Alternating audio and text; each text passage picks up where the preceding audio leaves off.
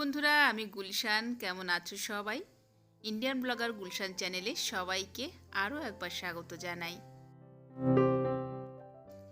আজকের ভিডিওর title thumbnail দেখে তোমরা নিশ্চয়ই বুঝে গেছো আজকে আমি তোমাদের সাথে কি শেয়ার করতে চলেছি। হ্যাঁ বন্ধুরা, আজকে আমি কোনো ডেইলি ব্লগ শেয়ার করছি না। আজকে তোমাদের সাথে শেয়ার করছি আমি কিভাবে আমার ফ্রিজটাকে ক্লিন করি, ডিপ ক্লিনিং করি। সেটাই আমি তোমাদের সাথে পুরো বিস্তারিতভাবে শেয়ার করছি। আশা করি আমার অনেক বন্ধুদের কাছে এই ভিডিওটি অনেক উপকারে আসবে। তো সাধারণত ফ্রিজ যখন আমি পরিষ্কার করি, প্রথমেই যে কাজটা আমি করি সেটা হচ্ছে ফ্রিজ থেকে ইলেকট্রিকের সংযোগটাকে বিচ্ছিন্ন করা বা প্লাগটাকে নামিয়ে রাখা। তারপরে মোটামুটি আমি ঘন্টা দেড়েক রেখে দিই যাতে বরফটা কিছুটা গলে যায়। তো এখানে মোটামুটি 1-1.5 ঘন্টা আমি বরফটাকে গলানোর জন্য রেখে দিয়েছিলাম। বরফটা খুব ভালোভাবে গলে গেছে। এখন আমি ফ্রিজের প্রত্যেকটা পার্ট খুলে নিয়েছি, নিয়ে আমি জলে ভিজিয়ে দিয়েছি। আর এভাবে কিছুক্ষণ ভিজিয়ে রাখলে পার্টগুলো কিন্তু খুব তাড়াতাড়ি পরিষ্কার হয়ে যায়। আর অনেক সময় হয় না, ফ্রিজে তরকারি কিংবা চকলেট বিভিন্ন ধরনের দাগ লাগে, আর সেগুলো শুকিয়ে গিয়ে ঠান্ডায় শুকিয়ে গিয়ে বেশ জমে যায়। তো সেজন্য একটু জলে ভিজিয়ে রাখলে যত কঠিন দাগই হোক না কেন খুব সহজেই দাগটাকে তুলে ফেলা যায়। যাই হোক, চলো বন্ধুরা, এখন প্রথমে ফ্রিজের পার্টগুলো ক্লিন করি, তারপরে আমি ফ্রিজের বডিটা ক্লিন করব।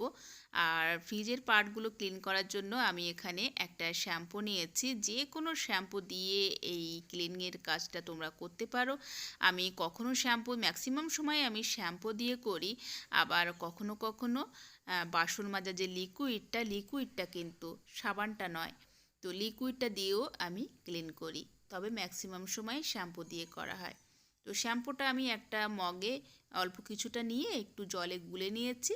আর এখন একটা নরম কাপড় দিয়ে আমি সেই শ্যাম্পুগুলা জল দিয়ে আমি প্রত্যেকটা পার্ট এভাবে সুন্দর করে ক্লিন করে নিচ্ছি।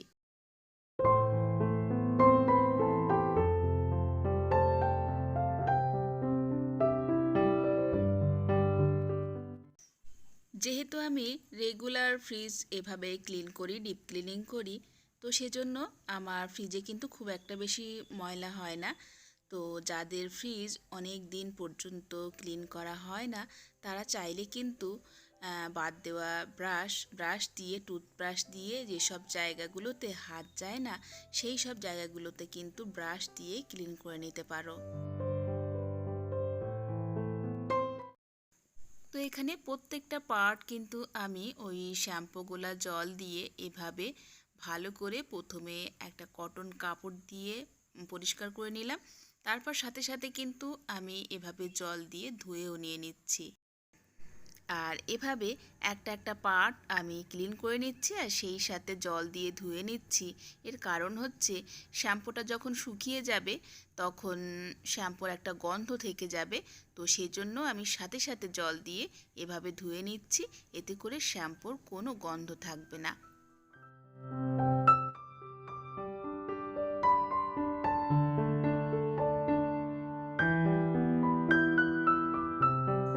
তো এখানে যে পার্টগুলো শ্যাম্পুর গোলা জল দিয়ে ধুয়ে তারপরে পরিষ্কার জল দিয়ে ক্লিন করে নিচ্ছি, সেই পার্টগুলো আমি এখানে জল ঝরানোর জন্য এভাবে রেখে দিচ্ছি। আর সেই সাথে নিচে একটা টাওয়াল বিছিয়ে দিয়েছি যাতে ঝরে যাওয়া জলটা এই টাওয়ালে টেনে নেয়। তো এখন আমি একে একে সবগুলো পার্ট এই সেম পদ্ধতিতে ক্লিন করে নেব। তো আবার চলে এলাম আমি বাকি পার্টগুলোকে ক্লিন করার জন্য। আর এভাবে ক্লিন করতে কিন্তু খুব বেশি সময় লাগে না, তবে এভাবে যদি ক্লিন করা হয় বিশ্বাস করো বন্ধুরা, খুব ভালো লাগে। ফ্রিজটা মনে হয় একদম সেই নতুনের মতো। মনটা অনেক ভালো লাগে, জিনিসপত্র রাখতে খুব ভালো লাগে। অনেক সময় দেখবে যে ফ্রিজের ভিতরে একটু ভিজে ভিজে ভাব, একটু ঘাম ঘাম স্যাঁতসেঁতে ভাব থাকে। এই পর্যায়ে কিন্তু ফ্রিজের খাবারগুলো বেশি দিন ভালো থাকে না, আমার নিজের অভিজ্ঞতা থেকেই আমি বুঝেছি। কারণ এক একজন এক এক পদ্ধতিতে ফ্রিজ ক্লিনিং করে। অনেকে আছে ফ্রিজ এভাবে মানে ডিপ ক্লিনিং না করে ফ্রিজের ভিতরে একটু ভিজে কাপড় দিয়ে মুছে নেয়।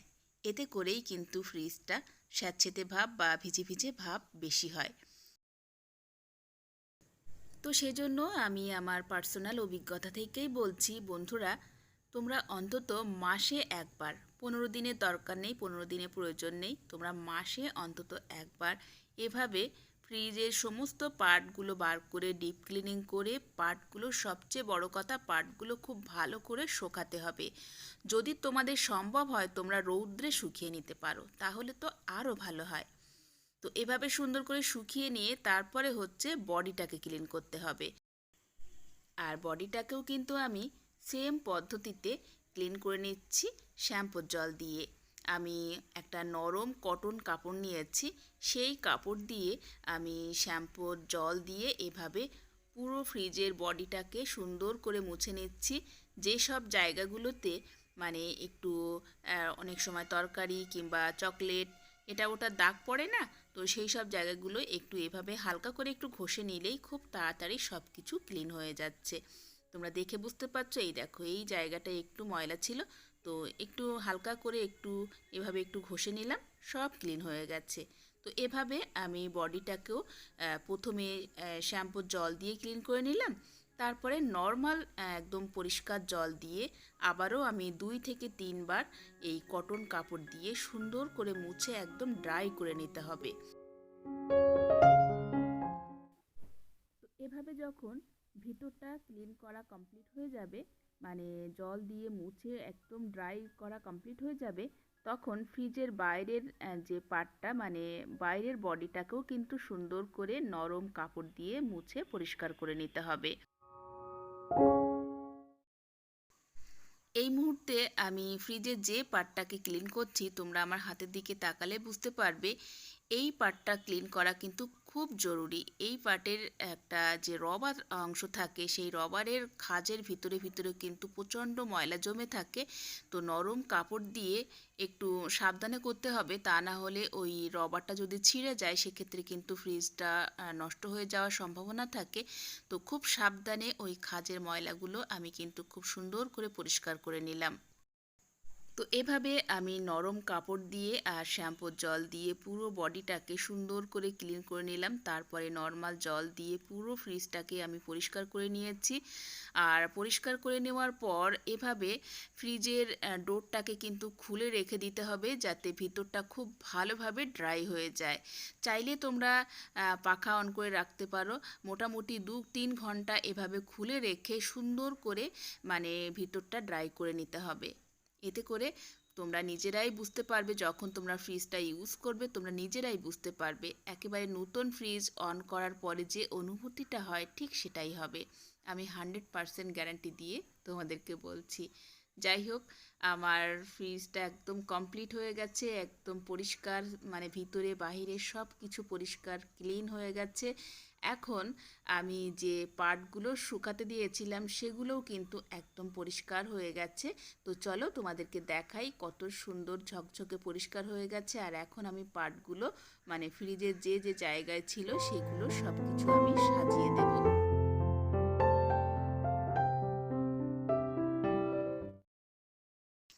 তো মোটামুটি উপর থেকে শুরু করলাম, আর উপরের যে পার্টগুলো উপর থেকে লাগাতে লাগাতে আমি নিচের দিকে চলে আসছি। তো প্রত্যেকটা পার্ট যা সেই জায়গায় সুন্দর করে সেটিং করে দিলাম। বিশ্বাস করো একটা আলাদা ফিলিংস হচ্ছে, এত ভালো লাগছে। প্রথমত তো ফ্রিজের ভিতরটা একদম পরিষ্কার সাদা ধবধবে হয়ে গেছে, আর সেই সাথে একদম ড্রাই একটা ভাব, ভীষণ ভালো লাগছে।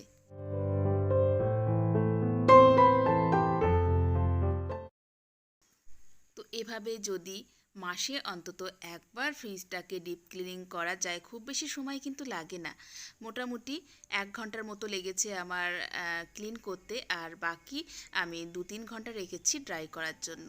তো এইটুকু সময়ের মধ্যে যদি আমার ফ্রিজটা এরকম ঝকঝকে পরিষ্কার হয়, কার না ভালো লাগে। আর সবচেয়ে বড় কথা, এর ভিতরে থাকে খাবারের জিনিসপত্র, বিভিন্ন ধরনের খাবার থাকে, তাই কোনো রকম ব্যাকটেরিয়া যাতে না জন্মায়, তো আমাদের সবারই কিন্তু এভাবে ফ্রিজটাকে ক্লিন করা খুব জরুরি। মাসে অন্তত একবার এভাবে ফ্রিজটাকে ডিপ ক্লিনিং করে তারপরে ফ্রিজটাকে অন করে নর্মালি খাবার দাবার জিনিসপত্র রেখে দিলে খাবারের গুণগত মানটা অনেক ভালো থাকে। তো বন্ধুরা, যারা তোমরা ফ্রিজ ক্লিন করতে খুব ভয় পাও বা কিভাবে ক্লিন করবে বুঝতেই পারছো না, তাদের কাছে আশা করি আমার আজকের ভিডিওটা অনেক ভালো লাগবে। এই পর্যন্ত আমার আজকের ভিডিওটা যারা কন্টিনিউ দেখছো, তাদের কাছে যদি আজকের ভিডিওটা ভালো লেগে থাকে তাহলে প্লিজ একটা লাইক দিতে ভুলো না, এবং চাইলে আমার চ্যানেলটিকে সাবস্ক্রাইব করে রাখতে পারো। আর যারা অলরেডি এই কাজটা করে ফেলেছো তাদেরকে অসংখ্য ধন্যবাদ।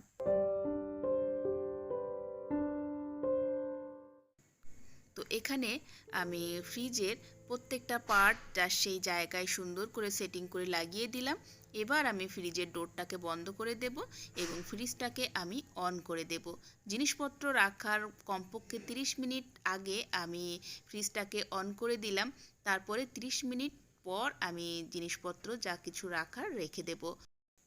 তো চলো আজকের ভিডিওটা এখানেই শেষ করছি। আজকের ভিডিওটা যদি তোমাদের কাছে খুব উপকারী বলে মনে হয় তোমরা আমাকে কমেন্টস করতে ভুলো না। তো আজকের মতো বাই বাই, সবাই খুব ভালো থেকো, দেখা হচ্ছে পরবর্তী